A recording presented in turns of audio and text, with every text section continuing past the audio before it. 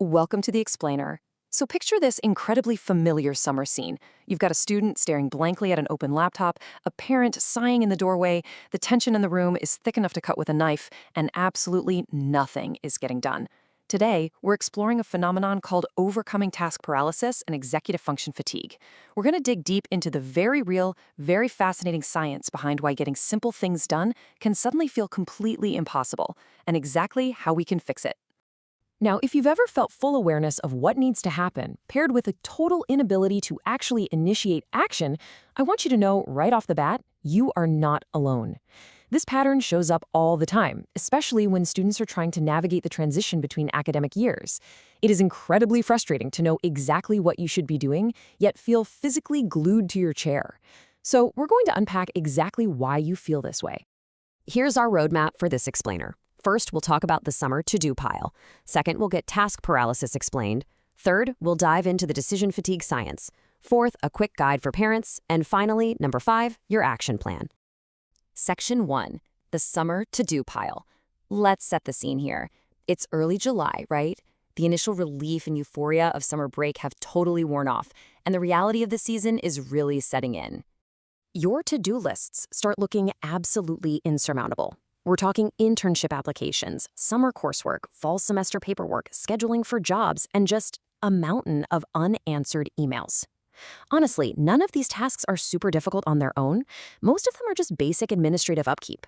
But the sheer volume, it just piles up day after day, turning a bunch of minor chores into a towering wall of stress.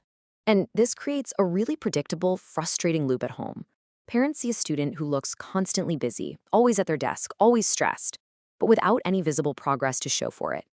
Meanwhile, the students feel exactly the same lack of progress, but they internalize it. They mistakenly think this lack of action is a personal character failing, like they're just inherently lazy. Section 2, task paralysis explained. But it is definitely not a character failing. To really understand what's happening here, we need to completely rethink this idea of the lazy student. Task paralysis is a state where a growing list of small, manageable tasks becomes collectively impossible to start, specifically due to volume and ambiguous prioritization. That last part is the crucial insight. The obstacle isn't the difficulty of the work. The problem is ambiguous prioritization. When you have too many items that carry a similar weight, your brain literally cannot determine what goes first, and lacking a clear first step is paralyzing. It's super easy to confuse task paralysis with regular procrastination, but they are very different beasts. Procrastination is driven by low motivation or fear of a specific difficult task, like avoiding a massive thesis paper because it's intimidating. Task paralysis, on the other hand, is driven by high volume and ambiguous priority. It's not a lack of motivation at all, it's a volume overload. It's when 50 harmless little tasks morph into a monster just because there are so many of them. Let's look at a practical example. A student might have just one unanswered email, one unsigned form, and one unbooked appointment. Taking care of any of these would take, maybe 10 minutes? Yet weeks go by and none of them get done. Why? Because when they sit alongside a few other similar items, the presence of the group changes how the brain perceives the individual task. Figuring out what to do actually requires more energy than just doing the task itself. Section 3, the decision fatigue science. So what is actually happening inside the brain when it's faced with this specific type of overload? Let's dive into the research. Well, it took 10 years, a full decade of scholarly research from 2014 through 2024 to finally pin down exactly why our brains freeze up like this. This massive 2026 scoping review published in Frontiers in Psychology identified task initiation and prioritization as top executive function challenges facing students today. Think of your executive function as your brain's air traffic control tower. It organizes the planes and tells them when to land. This study proves that organizing competing demands is a mechanical, cognitive skill that can get overloaded. It is absolutely not a moral failing. Here's the fascinating formula your brain is working with. High volume plus similar weight equals decision fatigue.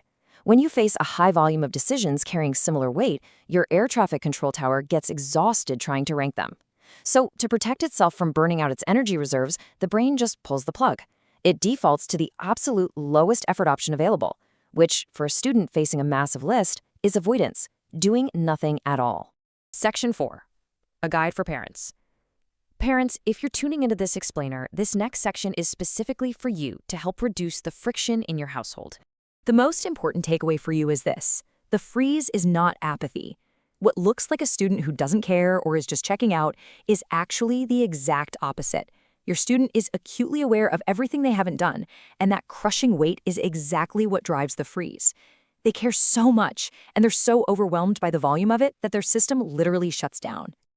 So instead of asking a judgmental question like, "Why haven't you done any of this yet?" try shifting to a question of curious limitation. Ask, "What's one thing you could do today?" Why does this work neurologically? Because when you ask, "What's one thing?" you are temporarily stepping in as their external executive function. You remove that massive cognitive burden of prioritization so they can just focus on landing a single plane. Section 5. Your action plan. Okay, now that we understand the science and how to communicate about it, let's get into the actual clinical fix.